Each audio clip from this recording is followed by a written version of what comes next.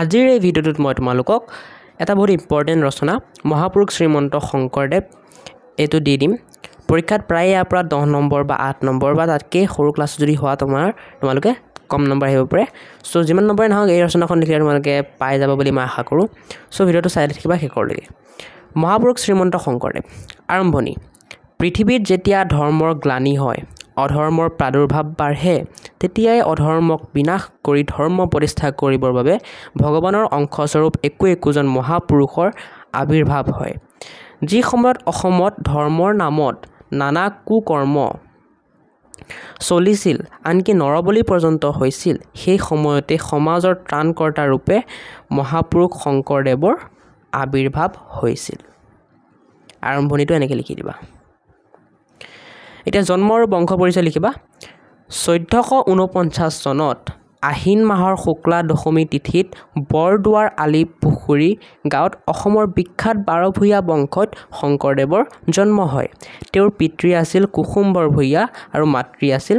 সত্য সন্ধ্যা শৈশৱতে শংকৰদেৱে তেওঁৰ পিতৃ মাতৃক হেৰুৱাইছিল আৰু বুঢ়ীমাক খেৰসুতিৰ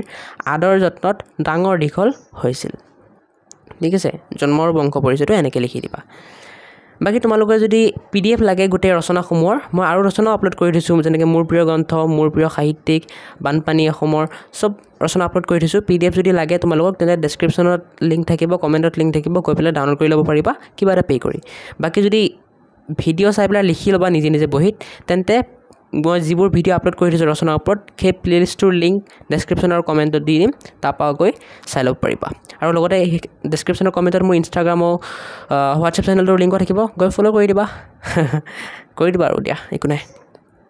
বাকী এতিয়া সাহিত্য সংস্কৃতি আৰু অসমীয়া সমাজলৈ অৱদান চাওঁ এনেকৈ লিখিবা মহাপুৰুষ শ্ৰীমন্ত শংকৰদেৱে গুৰু মহেন্দ্ৰ কন্দলীৰ টোলত শিক্ষা গ্ৰহণ কৰিছিল আৰু ক ফলা শিকিয়েই এটি মনোৰম অথচ ভাৱ গম্ভীৰ কবিতা কৰতল কমল লিখি পাণ্ডিত্যৰ পৰিচয় দিছিল নেক্সট লিখিবা তোমালোকে এইখিনি শংকৰদেৱে অসমৰ জাতীয় জীৱনলৈ নাট গীত ভাওনা সভা আৰু সাহিত্য সৃষ্টিৰ জৰিয়তে সৰ্বাধিক অৱদান আগবঢ়াই গৈছে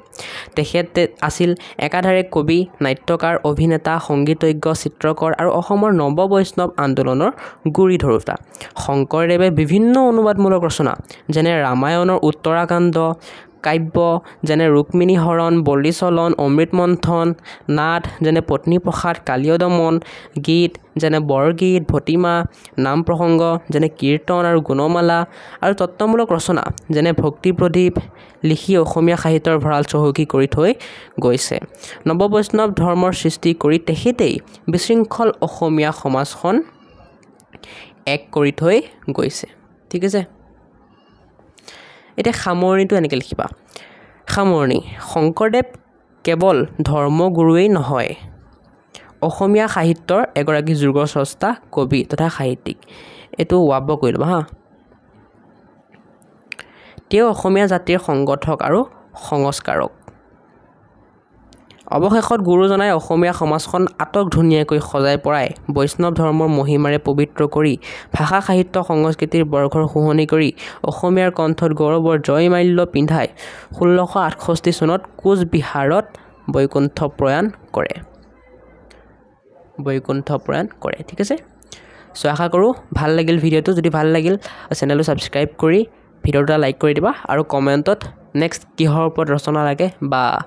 কি ভিডিঅ' লাগে কমেণ্ট কৰা ঠিক আছে সো আজিলৈ এইখিনিতে সামৰণি মাৰিছোঁ বাই